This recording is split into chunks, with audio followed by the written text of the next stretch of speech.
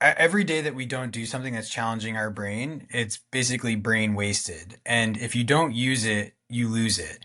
So there are people that are physically present and alive into their 70s, 80s, 90s, but they're just not living. So I say, like, my saying is like, there are people who are alive, but they're really not living. They're not enjoying life. They're not living life to their fullest. And the way that you do that, the way that I think that you do that, is by doing something that's a little bit challenging, something that you're interested in, something that you enjoy, something that's difficult every single day, even if it's just for playing the long game. Welcome back to the show, Disruptors. I'm your host, Aaron Hale, and this is Point of Impact. Today, we've got Dr. Ryan Cedermark. He's a friend of mine. He's also a chiropractor and family nurse practitioner, focusing on uh, functional neurology and rehabilitative.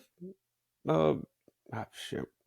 Anyways, we'll let Ryan tell you what he does. I just know that we're here to discuss neuroplasticity and why uh, it's important to you and me, and what we can do with this knowledge. So, without further ado, my conversation with Dr. Ryan Cedermark right now. What's up? What's up, my man? How are you? Good, man. Thank you so much for having me. I saw you were doing the podcast and I wanted to be on, so thank you. Well, it's been a long time coming. Between our different schedules and how many times we've rescheduled this, I was starting to develop a complex.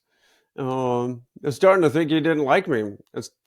That paired with the fact that the first time we met, you tried to kill me.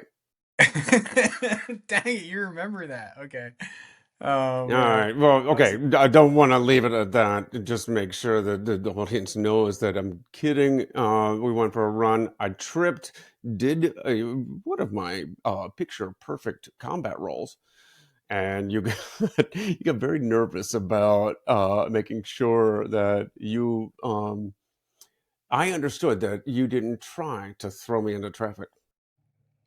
yes. You didn't trip. I definitely steered you in the wrong direction. The only thing I can say to my defense was there were like three kids coming on bikes just flying, and I was like the overprotective parent, like running. I'm like, watch out for us. And then all of a sudden I You know, damn kids. yeah, you were doing like a ninja roll on the ground and then you pop back up. And we basically just kept running, which was just, that's just who you are, man. Well, tell you what, that's a great place to start off. How we first met. I got to spend a couple weeks at a pretty cool, I mean, probably the coolest clinic I think I've ever been, where you spun me around in some kind of NASA style gyro seat, electrocuted my face and feet, and gave me daily, like the best realignments ever. I mean, you ruined me for other chiropractors. I got to tell you, in fact, man, just thinking back to this guy that's local, it's just phoning it in. Anyways, tell me what tell the audience, how we met and what you were doing for me. Yeah, man.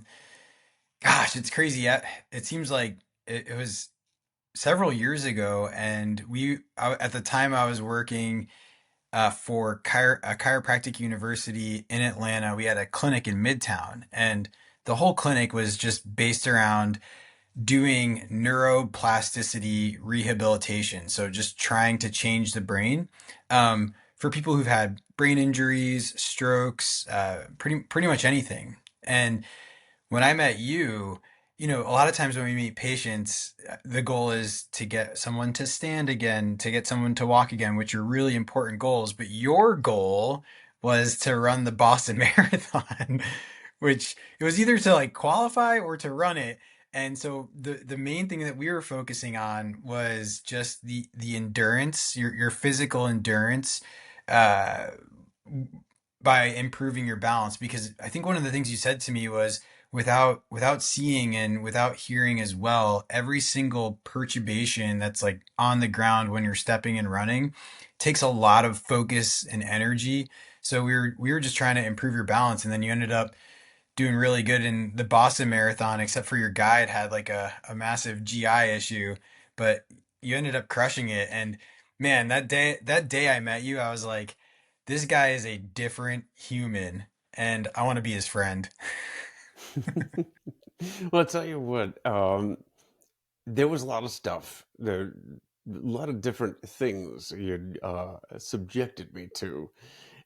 Some of it made sense. Some of it seemed like witchcraft. Electrocuting my feet and stimulating the muscles and nerves made sense. Taking this seemed like a electrified tuning rod and putting it to my cheek and forehead and tongue, like literally zapping my tongue, because I guess there's a more direct connection to certain regions of the brain. But that was, but you said it a little bit earlier, was that you were trying to change my brain. I guess that's the layman's version of neuroplasticity, right? Um, Now, wait, first, do you call it neural plasticity or Either neuroplasticity? either way, you can call it. I think it's referred to as either one of those, but yeah, I usually say neuroplasticity. Um, but yeah, I'm always looking for new novel therapeutic strategies to change the brain for anyone, for anyone that's working on anything. And the tongue stimulation, there's some really cool research out there. And just for people to know, like one of our goals with Aaron was to improve his balance. And there's interesting research that has come out of Canada. There's a device called the PONS device, PONS. And what it is it's electrical stimulation to the tongue. And in human trials and studies, they found that people who have balance and walking disabilities or difficulties, it can improve with tongue stimulation coupled with physical therapy. So my whole thought, anytime we're doing anything with the brain, is this person, no matter where they are in their life, there's still so much left in the tank, and we've got to figure out what else we can do to help get that rolling for that person. And that's what our goal is with Aaron. And yeah, as everyone knows that's listening to this, he's amazing, man. Anything I threw at him, he was like, "That makes no sense, but okay, let's do it." I thought it was all kind of novel and fun. I mean, who doesn't like getting electrocuted? But the reason, I guess maybe not everybody, but the reason I was there in the first place, the reason I'd lost my balance, was because of the bacterial meningitis. When it took my hearing, it also stole my vestibular balance, that inner ear gyro, and uh, I was looking for any way to recover some of my balance. And of course, we get our sense of balance three different ways. And so I've learned since then. And one is the vestibular balance, and I don't know what the names of the others are, but second is through vision, seeing ourselves in relation to the world, and through physical contact, touch. And well, if anybody's counting, I lost two out of the three. So I was looking for any way to keep from just randomly falling off the earth. Um, so I was definitely enthusiastic about trying whatever. In fact, I was kind of desperate because, like you said, I wanted to get back to life. I'd run the Boston Marathon in 2015, and also lost my hearing and balance a few months later in 2015, and then came to you 2 years, Yeah, I think it was like 2016, 16, 2017. 17 we were together. But let's let's zoom out a little bit and talk about why neuroplasticity is understanding it is important uh, to just like everyday Joes, how we can use neuroplasticity to our advantage in daily life, how we can use it to kind of develop different abilities, different habits, different um, and what are some of the well, let's start with that. Yeah, I mean, it's interesting. So I teach a lot about neuroplasticity, mostly because I'm just a student of it. I'm trying to learn selfishly for myself how I can improve myself, the people closest to me, like if they want to do that, and then also obviously for our patients. But neuroplasticity wasn't even a concept in medicine until the 1960s. So like people who were older and practicing medicine, that was something that was never taught in school. It's a very new concept, but it's a very real, tangible concept, and neuroplasticity can happen at any time, any day, any age. And the way that it happens is through different types of positive repetitive stimulation. So the way our brain works, like our brain is really, really good and it's very intelligent, but it also loves to be lazy. It loves to take the path of least resistance.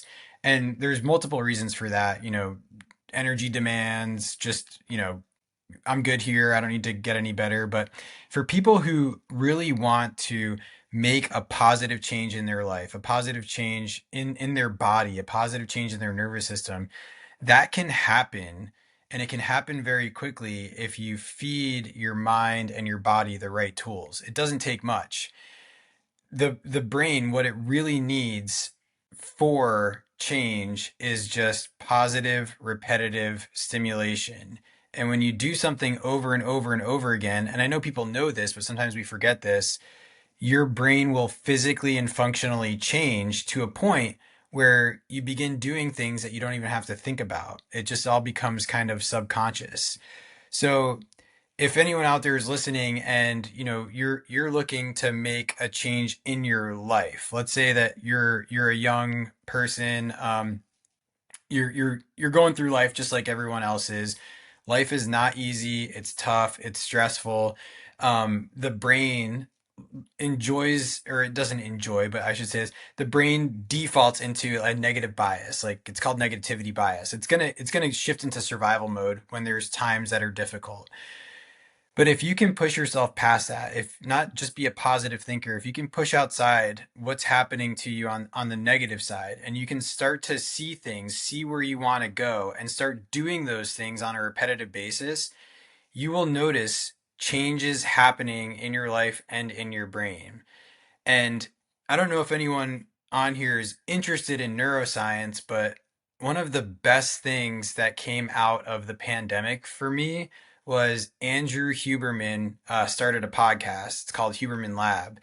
And I was going through, we have a young family. My job changed. The clinic that I worked with Aaron at, it essentially shut down right before the pandemic. So I switched jobs.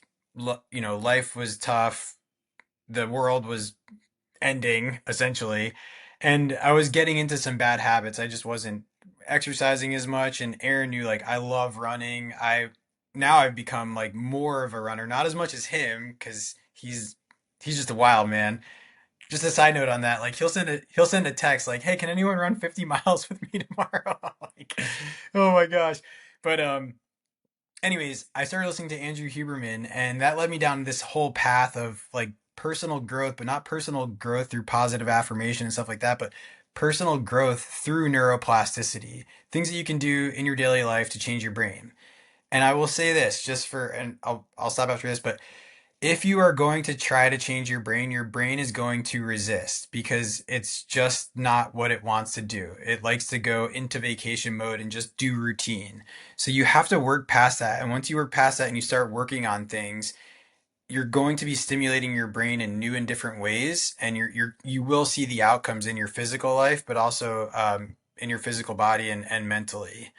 So yeah, I mean, the biggest thing with neuroplasticity is no matter where you are in your life, no matter what you're doing, if you want to do something, achieve something, you can do it, and you can use your brain to help you do that. Well, there's funny you mentioned Dr. Huberman because I love listening to his podcast too, and he had a great one on neuroplasticity and visualization. But it was a good primer on a neuroplasticity itself, and we're told that our brains aren't fully developed until we're about 25 years old, right? And what was interesting, though, that he'd mentioned is that for the longest time, I believed that to build that habit, you were building those pathways. You're developing these connections, and instead, what I learned was that we have all the connections as we develop. I guess that's when that's the functional, uh, or the structural uh, the structural neuroplasticity where it's growing and developing developmental um, what is the word anyways um, and then after we stop we have all of these pathways, but to develop the strengthen that those lazy pathways to strengthen our habits, the way we come to function and think uh, is actually strengthening certain paths and weakening others, right? So long-term depression and long-term um, potentiation.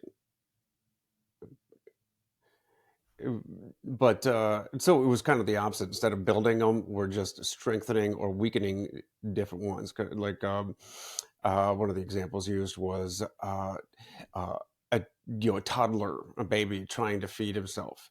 It's not like he's trying to get that fork from his bowl to his mouth.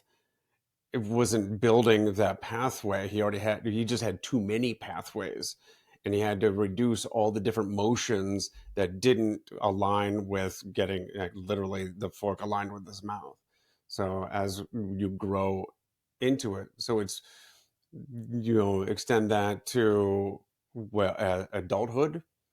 You're to practicing one correct motion over and over again, like in sports, shooting that free throw over and over again, that perfect golf swing over and over again. So you're practicing the right movements. Is that correct? Yeah, and you practice them basically to a point where the body knows better than the mind, right? Like with if you took that same kid down the road, they can eat, walk, talk, think without even thinking about doing spoon to mouth.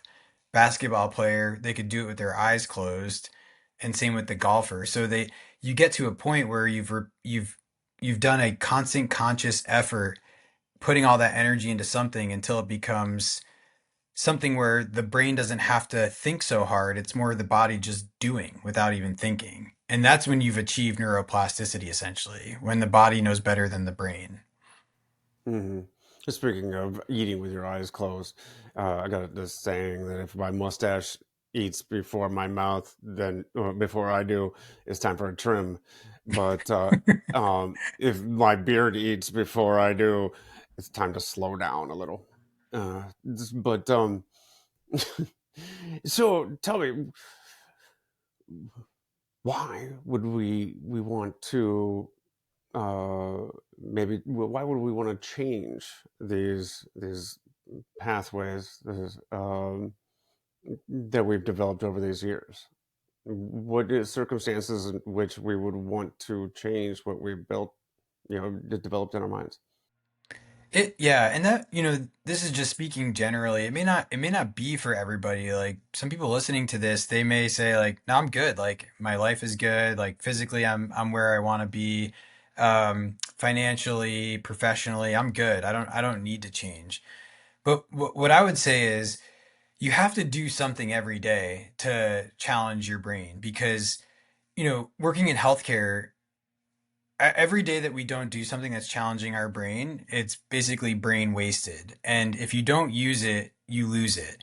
So there are people that are physically present and alive into their 70s, 80s, 90s, but they're just not living. So I say, like, my saying is like there are people who are alive, but they're really not living. They're not enjoying life. They're not living life to their fullest. And the way that you do that, the way that I think that you do that is by doing something that's a little bit challenging, something that you're interested in, something that you enjoy, something that's difficult every single day, even if it's just for playing the long game. And we're all on the same path, right? At some point this beautiful life is going to come to an end, but if we can go there with all of our mental faculties, if we can go there with our physical and our mental mind, if we have all that with us, then I think that you've really won the game of life. If you can really spend your time here enjoying it, then it was all worth it. So I think the way that you do that is by doing something that's a little bit difficult and challenging every day, whether it's a physical difficulty like challenging yourself to some sort of run, race, something like that, whether it's some sort of like I want to learn a new language kind of thing, or I want to meet some new people, or I want to do this professionally. Like setting some goals and challenging yourself every day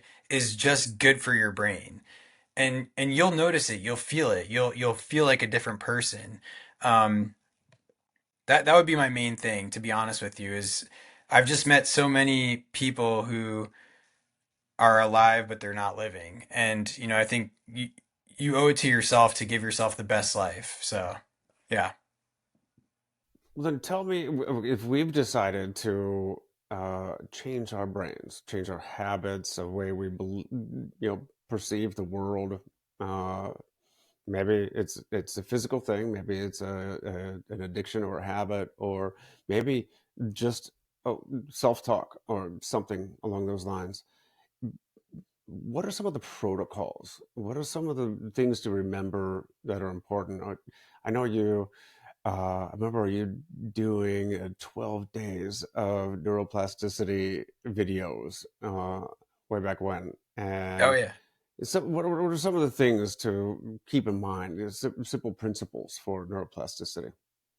Yeah, I did it was my 12 days of Christmas, 12 days of neuroplasticity. So there's several principles in neuroplasticity. If you're looking to make a change in your life, in your brain, the first one is use it or lose it. Obviously, I'm sorry, if you don't use it, you lose it, which we just talked about. And the reason for that is everything up here is prime real estate. Everything in the brain is prime real estate. And if you're not using different parts of the brain for different things, um, basically those neurons will kind of go silent. They'll go dormant. And if you're not challenging yourself, then that dormancy can lead to a lack of function or a shift in function because the brain will just like take that sleepy neuron neighborhood and say, all right, you know what, you're doing a lot of this, so let's put your attention over here. And it can do that. So if you don't use it, you lose it. When you do use it, you improve it. So if you're doing something and you want to make a change, the more that you do it, you will improve it. You'll improve the efficiency by signaling neurochemical and neurotransmitter releases. You'll improve the neuroplasticity because that'll help build neurons and strengthen pathways. It'll basically build highways of communication in your brain.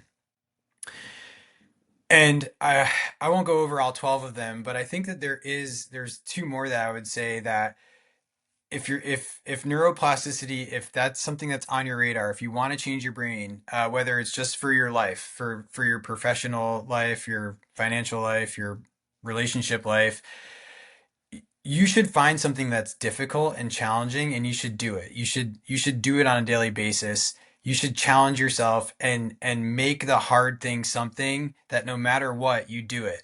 And the reason for that, and I just recently heard this and it kind of blew my mind. This was I'm into I love listening to David Goggins. I listened to his first book on my run, and just his story to me was incredible because working in this space, like I really can't turn it off. Like, oh man, how is neuroplasticity applied in this scenario? So I'm listening to his story, just like how he grew up, where he came from, and then how he overcame so much, and you know, why he does what he does on a daily basis. And I think it's all because of neuroplasticity. I think he knows how much the brain can change, and he may not ever talk about it, but I think he just knows that. So one of the things that he and Huberman were talking about one day, Huberman brought this to his attention, was there's research now showing that when you do something that you don't necessarily enjoy, but maybe you do want to do it, you want to get it done, right? Like we typically will procrastinate when there's something like that in our life that we have to do. But if you do something that you don't necessarily enjoy and you do it and you work hard at it and you do it on a daily basis, and it's even better if it's something that's physically demanding on your body, you're changing the size of an area in your brain that's called the anterior midcingulate cortex, which the researchers are now calling kind of like the seat of your willpower. So this is the part of the brain that houses your willpower. So you're literally changing your ability to have better willpower by doing something that you don't necessarily want to do. And when you do that, adding in just that last neuroplasticity concept that I'll talk about, when you do that with focus and attention, you make bigger, faster changes.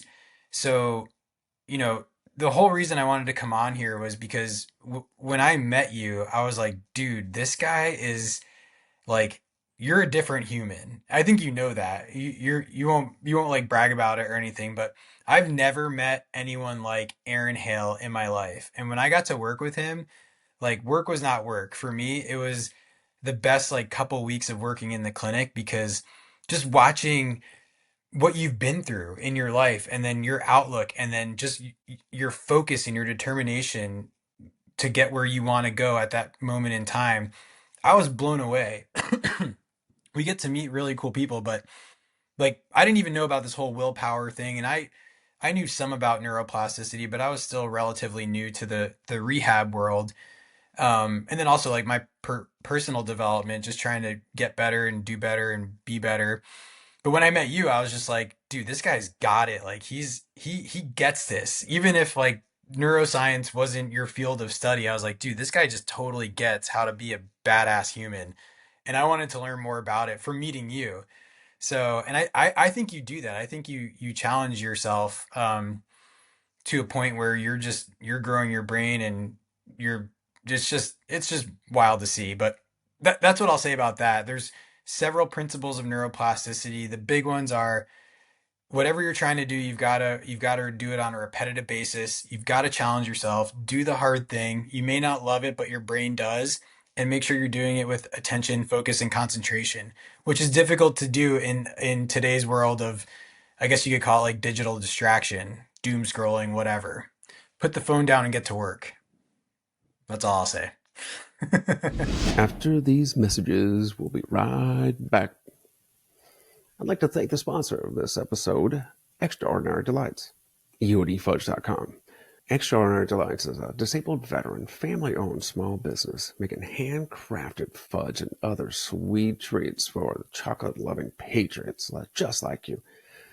Go to EODFudge.com and check out some of our delicious flavors like triple threat chocolate with or without walnuts, mint dark chocolate, strawberry and creamy white chocolate, or my personal favorite, American Pick-Me-Up, an all-American version of tiramisu. While you're there, go to the apparel store and check out our awesome t-shirts, polos, and the baddest tactical apron on the market. You see me wear on the TikTok show, Aaron Hale's Cooking Without Looking.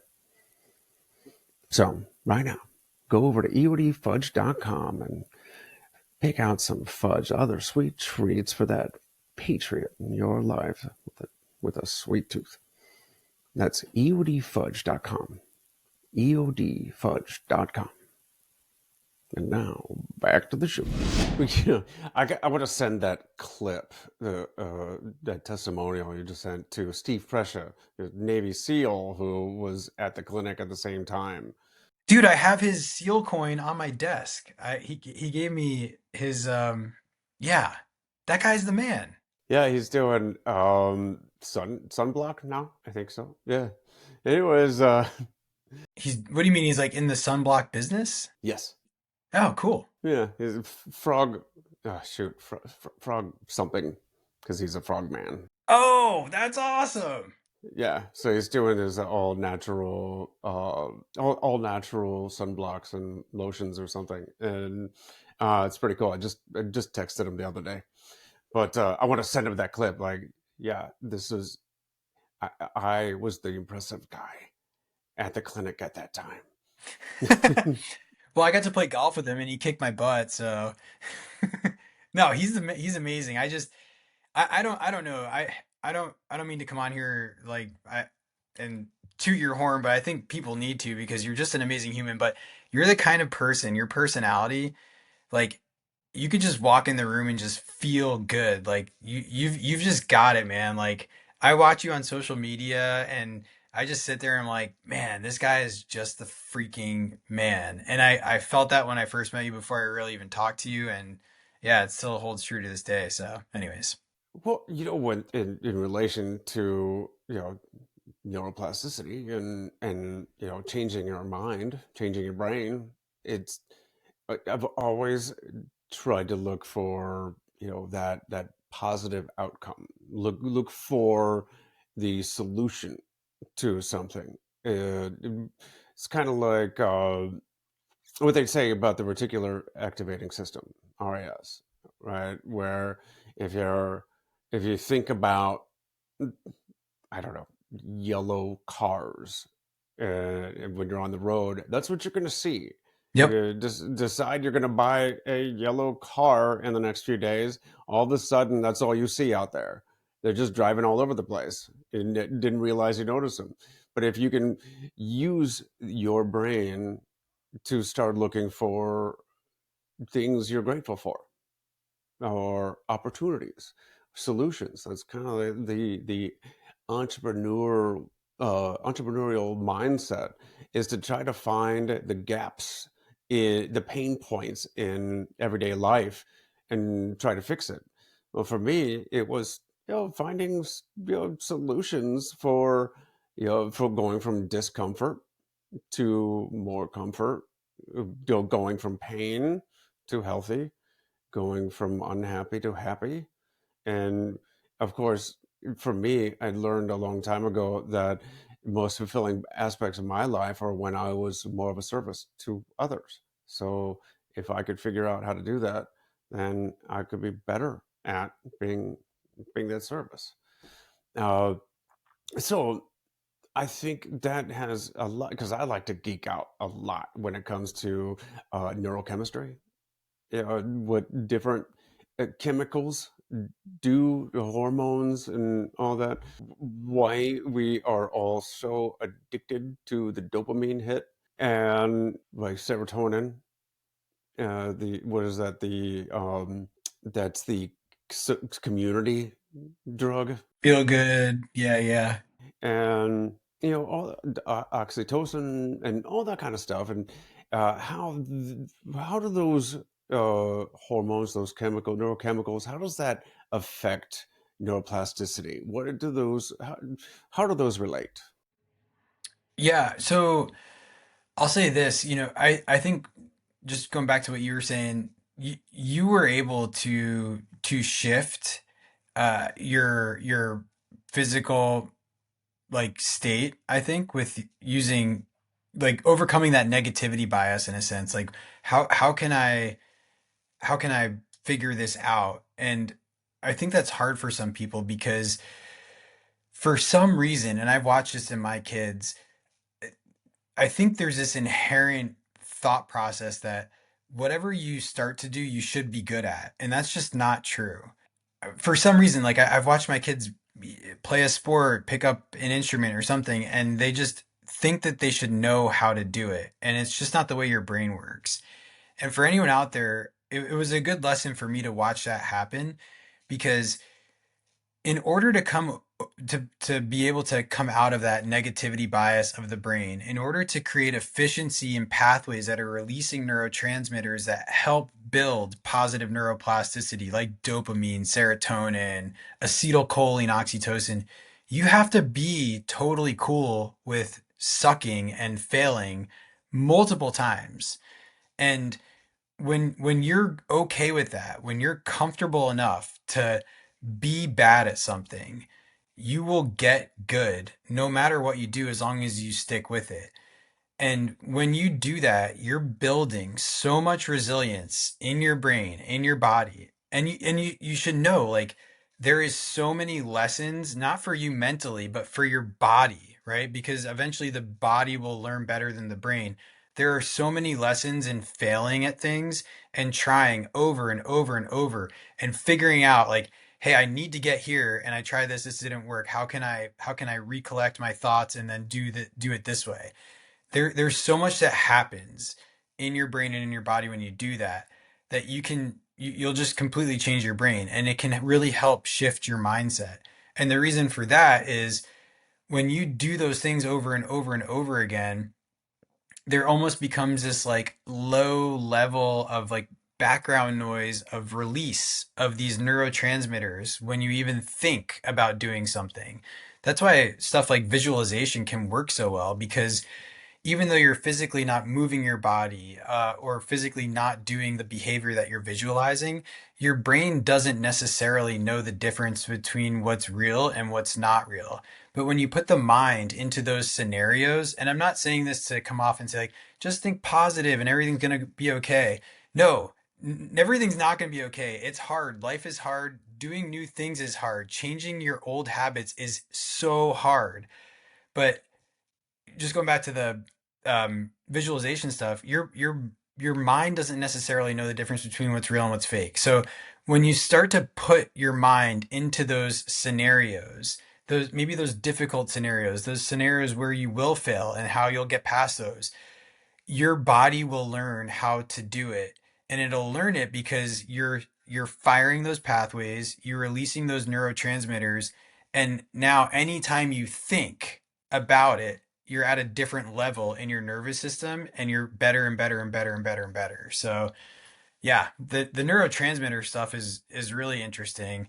And that's why the like the concept of attention and focus to build neuroplasticity is so important. Because when you're doing something, you're building neuroplasticity, but when you're extremely focused on it, you're hitting those acetylcholine centers, and acetylcholine is a neurotransmitter that really helps commit things to memory. So you're focused, you're concentrated, you put away everything for 10, 20 minutes, you're working hard on something, and then bam, that creates plasticity in your brain and in your nervous system, because acetylcholine is almost like going along and sprinkling some miracle grow along those neurons that are firing while you're doing it. So yeah. I loved what you mentioned earlier about just doing something a little uncomfortable, something you for each day doing something that you didn't really want to do, and it makes you more resilient, more capable of changing your brain. Uh, just it's almost as though you're priming your brain for change by being a little uncomfortable every day. And it's like the military was a perfect trainer for that, perfect environment for discomfort. Because uh, I remember running my first 100 miler. A friend of mine, Mark Pancake, was one of my guides there. And he said I was the uh, easiest guy to pace because I would sit down at an aid station or something, and he was like, "All right, man, we got to get going. We're taking too much time." And I would just get up. Okay, Dude, okay. that's you, man. But then I just think back of every single time in the military where the commander would say, "Okay, we need you at the flight pad, at near the airfield at midnight for a 4 a.m. takeoff on an all day mission the next day." I mean, Okay, that's the military. You got to show up. That means you're up for like 24 hours straight. Uh, and half of that is just sitting around or prepping, and about 8 hours is the actual mission where you're on foot marching. It's like an error insertion. Anyways, you know, it's just part of the military. It's you go where you're ordered, you do what you're supposed to do, and it's the mission. So today it's like, okay, here's what I've got to do, and time to get up and keep moving. Okay, and uh, but if you don't have the military experience, you can also train yourself to just say, okay, this is what I have to do, but you don't have to do a whole lot. Just so long as you do it every single day, you build up that momentum. It's like I call it Newton's first law of kicking ass. That's awesome, man.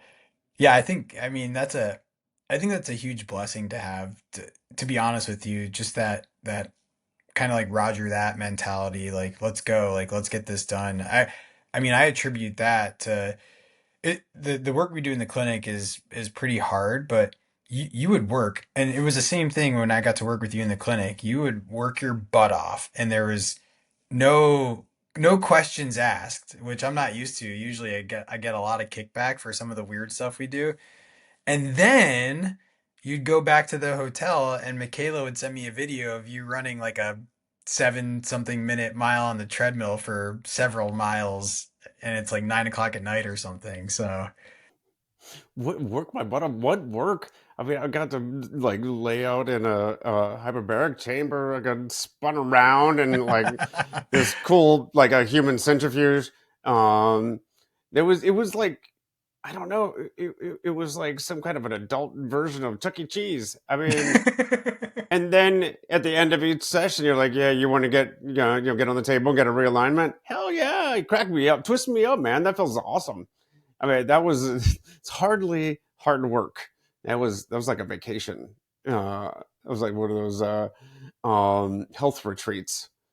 Uh, but there was like that thing, that tilt thing. I stood on against the wall, and I would just stand there, and all of a sudden, in a split second, it would go to like 45 degrees, and whoa! oh yeah, we were That doing a thing was bunch of it. that was hilarious. But I totally I totally failed that one. No, no, dude, you didn't fail anything. You were incredible. We had Aaron in. It's called the gyro stem. It's a 360-degree rotational chair that was developed by he's an engineer, I believe. I may be saying this wrong, but his daughter was diagnosed with cerebral palsy, and so he built the chair for neuro rehabilitation. So in that clinic we were using that for stimulating his vestibular centers, because like you said, you had sensation and proprioception of your joints. You had lost vision and lost hearing, which were really, vision and hearing are the two big ones, especially vision. So we were just trying to do everything we could to get your balance better. But since oh, the whole time I was sitting in that chair, each time I got into that chair, all I could picture was the training, scene from Spies Like Us. You know, I've but never seen it. it was fun, and I swear I think you guys were trying to make me sick. But yeah, joke's on you, since I didn't have any vestibular balance and couldn't see myself spinning around. You can't make me nauseous. That was pretty funny. Um, so so tell me, if somebody like today, what are you you gave a couple of the key principles, right? What are some of the other things? Uh, Consistency, all right? Do a little bit every single day. Uh, I know sleep is important. So there's the work, like working out muscles. What happens after you do the uncomfortable stuff or try to change the habits, or those pathways? What happens when you sleep and your brain goes into a different mode? Yeah, I would say, so this is what I tell patients with sleep. any work that you're doing to make a positive change to your life, to your brain, that's setting the seeds. Your brain doesn't actually change until you get deep rest and deep sleep. Neuroplasticity occurs when you are getting good, healthy, deep sleep. So sleep is vital. You probably experience that on the other end, like what happens to your brain with the lack of sleep. But your brain, if you don't get enough sleep, it will not change. So the better sleep you get, the faster your brain will change for a couple different reasons. All the neurotransmitters that help with neuroplasticity are released during sleep. And the brain is more receptive, and it can kind of it takes that downtime to kind of make sense of everything that happened during the day. And then the other thing is there's a system that was discovered recently, approximately like 10 or 15 years ago. It's called the glymphatic system. So we have our lymph system, which is basically kind of like our waste removal system in our body, but your brain also has it. It's called your glymphatic system. And without without deep sleep, the glymphatic system doesn't kick in. And the reason that's important is throughout the day, we build up debris in our brain and it needs to be removed. And when you go into deep sleep, you get what's called a peristaltic reaction. So you get movement of fluid, which helps remove the debris, the brain debris, into the lymphatic system, and then it allows for detoxification. So if you don't get good sleep, your glymphatic system doesn't kick in. You can get a buildup of brain debris, and that'll dampen your chances of changing your brain. So there's if you just Google sleep hygiene protocols for better sleep. There's a ton of good stuff out there, but sleep is vitally important to change your brain just as much as doing the exercises, doing the mental rehearsal, all that stuff. And here I thought that whole holistic detoxification uh, was just voodoo garbage. And uh, kidding, of course. I understand the importance of getting sleep. What the body regenerates, both mind and skeletal muscle, all of that. Uh, the real magic happens when you're sleeping. That's why I like to get my full 12 to 14 hours each day. Do you Uh, really? no, I'm kidding. Oh my God. I was like, what? You got three kids, man. No, Call me after. Teach me something. I've got that non 24 thing. I mean, man, I'm like a whole bag of disorders. Um, that's what makes me so special. But You are, man. You're yeah, I mean, amazing. man, during the day, sometimes like on a 26-hour clock. So some days I'm a zombie during the day, and the middle of the night I'm figuratively counting the ceiling tiles. But yeah, definitely, I cherish those restful nights, and I know why it's so important. Since a lot of the audience has kids, and I know this is important for not just adults, but very important when it comes to developing brains. How does screen time affect neuroplasticity? So the screens they you, it's just bad. I mean, to be honest with you, like even looking at this computer screen, it's emitting a lot of blue light. And the reason it's not good, especially at nighttime, is because you have receptors in your eyes are called retinal ganglion cells, and the blue light that is emitted on those cells, they can dampen mitochondrial function, and then if you're which will lower your energy and lower your power. So looking at blue light throughout the day, if you're spending a lot of time on computer screens, it can reduce your brain energy. So you can get cognitive or mental fatigue just from looking at a screen or being under fluorescent lights all day. If you're doing it at night, it can completely skew your cortisol, melatonin, your circadian rhythm. So for children, sleep, like you said, is vitally important because their brain is changing way more than in adulthood because there's just that abundance of neurons. Everything's new to them.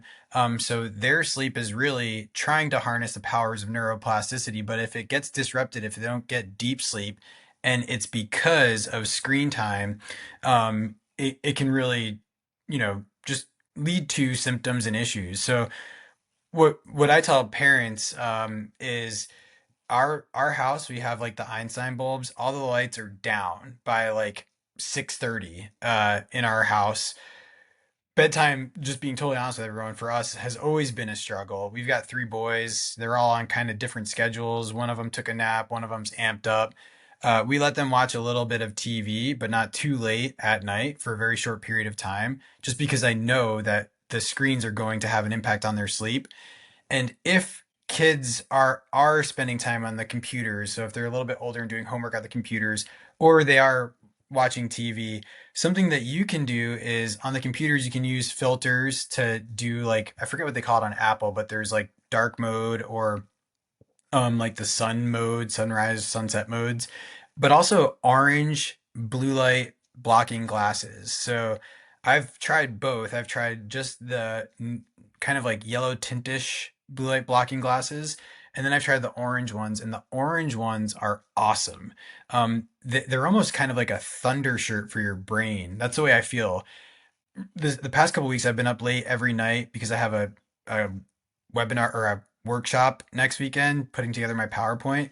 And so I put those on and I don't feel overstimulated. I feel like I can focus and then I can get to bed at night. So yeah, screen time during the day and at night can mess you up. And then also just too much of it is very overstimulating for the brain in a very understimulating way. And the reason I say that is the sedentary behavior of sitting in front of a computer or a TV screen that's overstimulating to those mitochondrial cells in your brain and in your eyes is way overstimulating, and it kind of like overfills the cup in a sense. Kids need to be moving their bodies. They need to be doing physical stuff. They need to be outside. They need to get dirty. They need to be barefoot, all that stuff. They need to spend more time doing the physically stimulating stuff, and less time in those sedentary scenarios. Well, I totally agree. Plus, I'm just immune to the whole blue light and all that. But that's oh, interesting. I mean, kind of a corollary is that looking through the world in rose-colored glasses can actually make the world better, huh? Yeah, 100%, man. Anyways, we could talk about this, in a Huberman length. I mean, there's so much to talk about here. Yeah, We totally. do need to start wrapping it up. Uh, so why don't we just segue into the countdown to impact? That's three books, two quotes, and one person who have all made an impact in your life. Oh man. Okay. You said 3 books? 10 books? No, just three. Okay. The My first book is, you probably read this, but Born to Run by Christopher McDougall. I don't know if you're When I was in school, I read that book, and it was one of the first books that I like leisurely read and couldn't put down. I was just so fascinated by just running in general. I was never a runner, but it got me into running, and now I'm that's my thing, man. That's where like I'll lace up and don't even know I'm lacing up, and I'll go out for a run, whether it's 10 p.m. or 4 a.m. That's my thing. So Born to Run was one of my favorites. Um, Ryan Holiday is an author out of Austin, Texas area. He writes on Stoicism, and the first book that I read of his, uh, it was called "The Obstacle Is the Way." And that was really interesting. I didn't know anything about Stoicism, but that book really helped shift my perspective kind of towards that mentality that you were mentioning earlier. Kind of just like, this is what happens in life. Life is life. Like, let's get going. I didn't know anything about like Marcus Aurelius or Epictetus, but that really helped me with a shift in my mindset. So, The Obstacle is the Way by Ryan Holiday. Honestly, I like a lot of his books. Another book of his is Stillness is the Key, one of my favorites. But to shift authors, man, I don't know.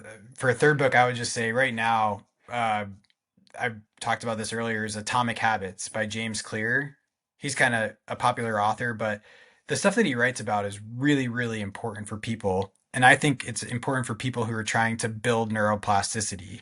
He's a really cool example of that from an author perspective because he had a traumatic brain injury in high school and he was able to harness, again, this is my translation of it, harness the powers of neuroplasticity to become a collegiate level baseball player, a good student, and then now like a professional author. So that's a really good book. You should definitely check it out. Two quotes I think is like your life. Wait, hold on. Wait, I have like a couple. Your life is what your thoughts make it. That's one of my favorite ones. Because there's so much that happens in life, and our brain loves to go to that negativity bias. So it's really important for me to always think about that.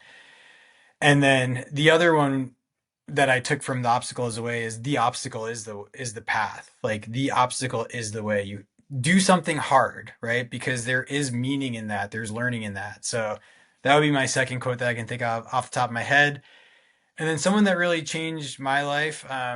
I mean, dude, I don't. You're one of those people for sure.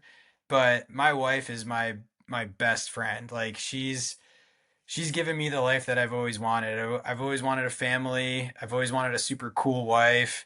And she's just always that person that's like, whatever crazy idea I have, she's down for it. And even if times are tough, like she's with me no matter what. So she's my best friend. I look up to her. And meeting her, I met her in 2011. I knew from the moment I met her, I wanted to at least be friends with her, but more than that. And so, yeah, she's my best. So That's terrific. That's terrific. And you should probably have mentioned her before me. But you're an amazing guy, man. You don't get to meet it like, dude. I'm so grateful I met you, man. You don't get to meet a lot of people like you in life. I love the book selections. In fact, McDougall is he's one of my favorite authors. He's an It interesting guy. He's just a great storyteller. And did you also have you also read Running with Sherman? Mm-mm. Yeah, that's probably my second favorite after Born to Run.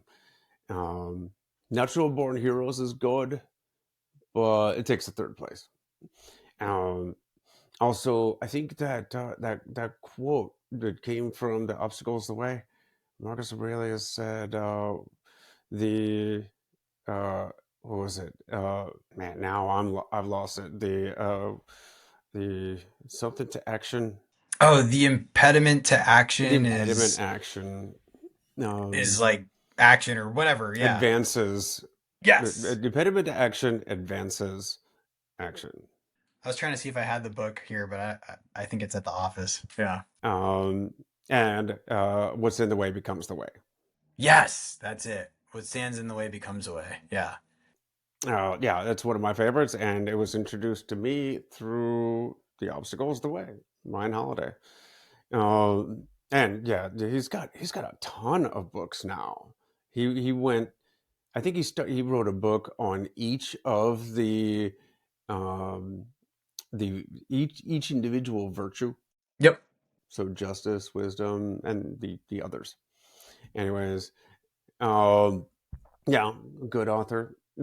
Speaking of which, when you're talking about neuroplasticity, just while my mind's on it, uh, Jim Quick's book, Oh, um, yeah. because he's Limitless. limitless. Yeah, because he smacked his head when he was in elementary school, and he literally had to learn how to learn in an entirely different way. Uh, Very interesting. That is. He gives yeah, he gives some really cool like just for the everyday person to learn how to harness like the power of your brain. That's a good book. All great suggestions, great quotes, and a terrific conversation. We'll have to get you back on. We'll do a deeper dive into another aspect of neuroplasticity. Uh, Ryan, buddy, thank you so much for coming on. I'm glad we finally got this to work. Thank you, man. And All all the the best to you, just my so friend. everyone knows, all the rescheduling was my fault. If anybody wants to connect with you, follow you, just learn more, where would they go? Yeah, my Instagram page, I post like a lot about this stuff and then also just page like what we're doing in the clinic. So it's just at Dr. Ryan Cedermark, Cedermark. That's my main page, and then that should kind of like open up the funnel to all the other stuff we're doing. But I really appreciate it, man. You're the man. Awesome. Well, then, I will talk to you soon. Yes, sir. Sounds good. Thanks, everybody. All right, Disruptors, thank you very much for tuning in. I really appreciate it. If you appreciate the show and guests just like Dr. Cedermark, then do me one little favor. The show doesn't cost anything yet, but all I ask of you in return is a little bit of a share. Like, give it those 5 stars, leave a comment or a review on Apple Podcasts, and send it send it to one or two of your friends. Just send the link. It means the world, and it helps us get out to more and more of an audience who appreciates awesome guests like Ryan here. So, with that, prepare for impact.